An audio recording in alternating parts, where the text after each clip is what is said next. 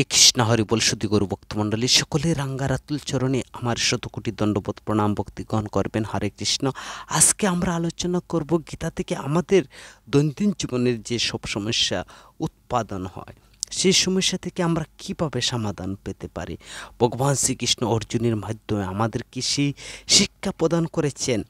আজকে আমরা আলোচনা করব বিষণ্ণতা অথবা হতাশা সংশয় আসলে আমাদের জীবনে তার সমাধানের জন্য ভগবান শ্রীকৃষ্ণ অর্জুনের মাধ্যমে আমাদেরকে কী শিক্ষা প্রদান করছেন।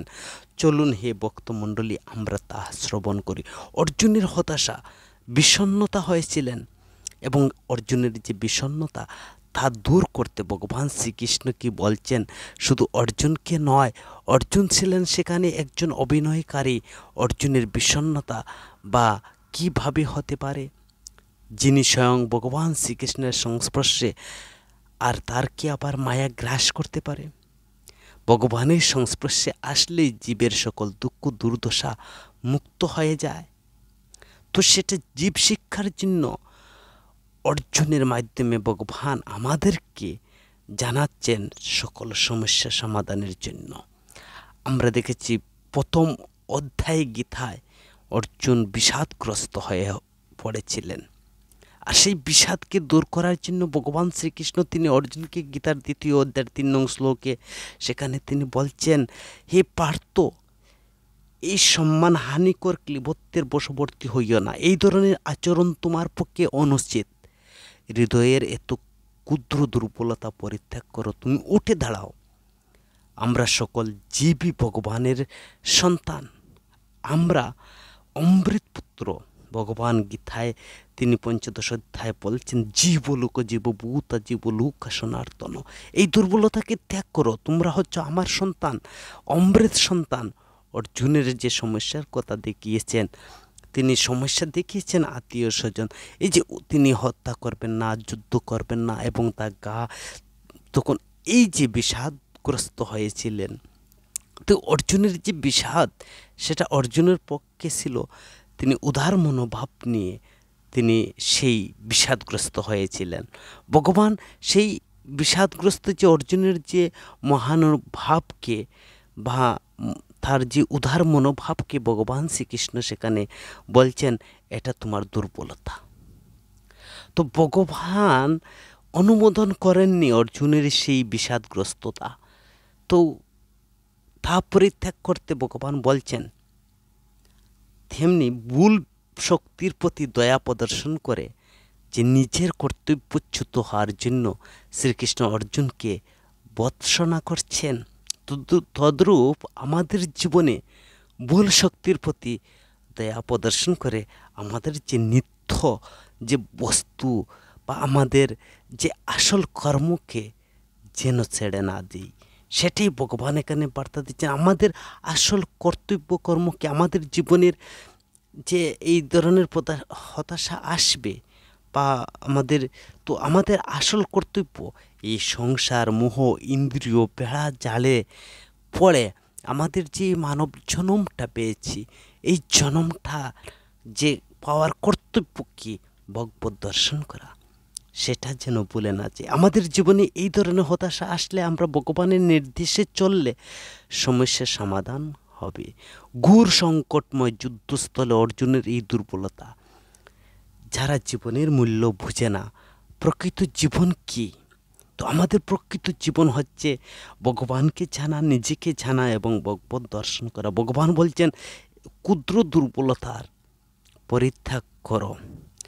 ভগবদ্গীতার 2য় অধ্যায়ের 14 নং শ্লোকে সেখানে ভগবান বলছেন, হে কুন্তি, ইন্দ্রিয়ের সঙ্গে বিষয়ের সংযোগের ফলে অনিত্য সুখ দুঃখের অনুভব হয়, আর সেইগুলো যেমন শীত গ্রীষ্ম ঋতুর গমনাগমনের মতো হে ভরতকুল প্রদীপ। আর সেই ইন্দ্রিয়জাত অনুভূতির দ্বারা প্রভাবিত না হয়ে সেগুলোকে সহ্য করার জন্য চেষ্টা করো। মানব জীবনের প্রকৃত কর্তব্য সম্পাদন করতে হবে। মানুষকে সহনশীলতার মাধ্যমে বুঝতে হবে সুখ দুঃখের কেবল ইন্দ্রিয়জাতের বিকার মাত্র। শীতের পর যেমন গ্রীষ্ম আসবে, তেমনি যে এইভাবে সুখের পর দুঃখ আসবে। সত্যকে উপলব্ধি আমাদেরকে করতে হবে। বেদের নির্দেশ দেওয়া রয়েছে, খুব সকালে স্নান করা উচিত, যে শাস্ত্রে অনুশাসন মেনে চলা উচিত। তো সেই রকম আমাদের যে এই জড়জগতের সংস্পর্শে এসে আমাদেরকে অবশ্যই ৩ গুণের প্রভাবে আমাদেরকে সেই বিভিন্ন ধরনের হতাশাগ্রস্ত হতে পারে। তাহলে এতে আমাদের বিচলিত হওয়ার কোনো প্রয়োজন নেই। কোথায় দুঃখ পেয়েছি, কোথায় কষ্ট পাচ্ছি, সেটা না দেখে আমাদের যে জীবনের প্রকৃত কর্তব্য হচ্ছে ভগবত দর্শন করা। সেই ভগবতকে দর্শন করতে হবে। ভগবান গীতার ৫ম অধ্যায়ের ২১ নং শ্লোকে সেখানে বলছেন যে ভাজ্য স্পর্শন্সে অশক্তান বিন্দতে আত্মানি ক্ষুদ্র সুকমম। সেখানে ভগবান বলছেন যে সেই প্রকার ব্রহ্মবিদ পুরুষ কোনো রকম জড় ইন্দ্রিয় সুখে ভোগের প্রতি তারা আকৃষ্ট হন না, তিনি চিন্ময় সুখ লাভ করেন। ব্রহ্মে যুক্ত হয়ে তিনি অক্ষয় সুখ ভোগ করেন। ভগবত ভক্তি লাভ হলে শ্রীকৃষ্ণের পদারবিন্দের সেবারত হয়ে নব নব রস আস্বাদন করে। অন্য কোনো চিন্তা যেন প্রশ্রয় সে দেয় না। সে একমাত্র ভগবত দর্শন করে কোনো হতাশা বিষণ্ণতা তাকে কখনো স্পর্শ করে না। সে ভগবানের তন্ময় হয়ে থাকে। ইন্দ্রিয় সুখের জন্য লেশ মাত্র রুচি থাকে না। বিবেকবানগণ এইসব জেনে তারা সুখ ইন্দ্রিয়জাত সব বর্জন করে থাকে, তারা জানে। তো এইভাবে আমাদের জীবনে যদি হতাশা এসে যায়, তখন অর্জনের মাধ্যমে যে শিক্ষা দিয়েছেন এই জীবনে সুখ আসবে, দুঃখ আসবে, তো এগুলো গমনাগমনের মতো যতক্ষণ পর্যন্ত এই দেহ থাকবে ৩ গুণের প্রভাবে তা ঘটবে। তো এইভাবে আমরা হতাশা না হয়ে যা কিছু হচ্ছে বিষণ্ণতা হতাশা না হওয়ার, এটা জড় প্রকৃতির নিয়মে হবে। কিন্তু আমার উদ্দেশ্য এর মধ্যে থেকে আমি বিষণ্ণতা হতাশাগ্রস্ত হয়ে আমার আসল কর্তব্যকে যেন আমি ছেড়ে না দিই। আমার আসল কর্তব্য হচ্ছে ভগবত দর্শন করা।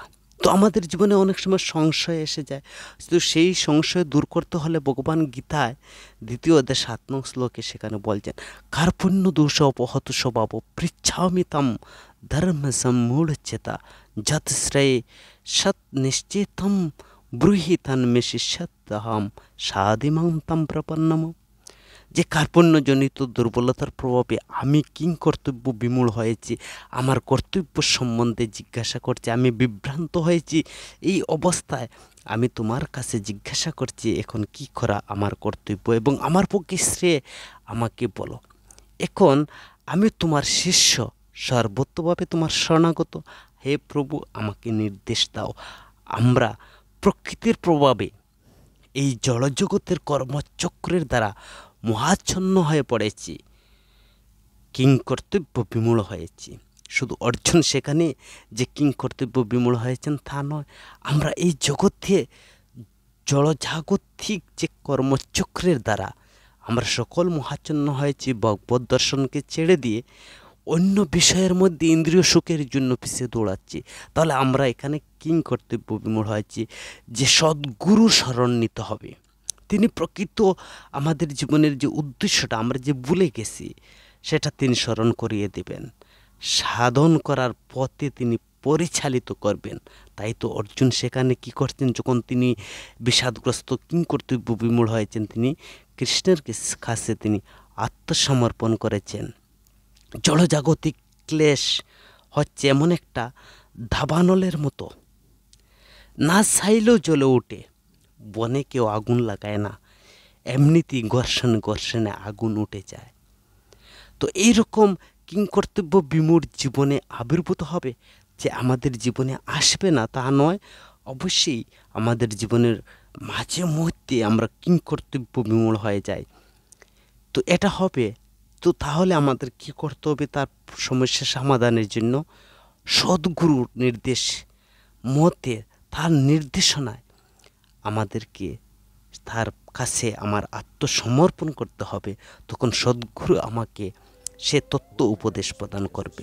সব বিষয়ে তিনি গুরুদেব হচ্ছেন, তিনি পারদর্শী, তিনি সব কিছু জানেন। তো মোহের যে আমরাও আচ্ছন্ন হয়, এই সমস্যা সমাধানের জন্য আমাদের অবশ্যই গুরুদেবের কাছে শরণাগত হতে হবে, গুরুদেবের সান্নিধ্য লাভ করতে হবে, প্রকৃত উদ্দেশ্য জানতে হবে। সব মূল্য সম্পদ মনুষ্য জীবনের সদ্ব্যবহার না করা, যে আমরা যার দ্বারা আমাদের সমস্যার সমাধান সম্ভব তিনি হচ্ছেন একমাত্র গুরুদেব। আর তার কাছে শরণাগতি হব। অর্জুন তিনি সেই কৃষ্ণের কাছে তিনি শরণাগতি হয়েছেন। আধিপত্য লাভে সুখ হয় না, গুরুর উপায়দাতা হচ্ছেন তিনি আত্মজ্ঞান লাভের জন্য জীবের উদ্দেশ্যে শুধু ভক্তবৃন্দের চরণ আশ্রয় লাভ করা। দয়া করে আমাকে বলুন আমার শ্রেয় কোনটি? অর্জুন সেখানে দ্বিতীয় শ্লোকে বলছেন, ভগবান গীতার অষ্টাদশ অধ্যায় 61 নং শ্লোকে সেখানে বলছে, ঈশ্বর সর্বভূতানাম হৃদেশী অর্জুন তিষ্ঠতি ব্রাহ্মায়াম সর্বভূতানি যন্ত্রালোলানি মায়ায়।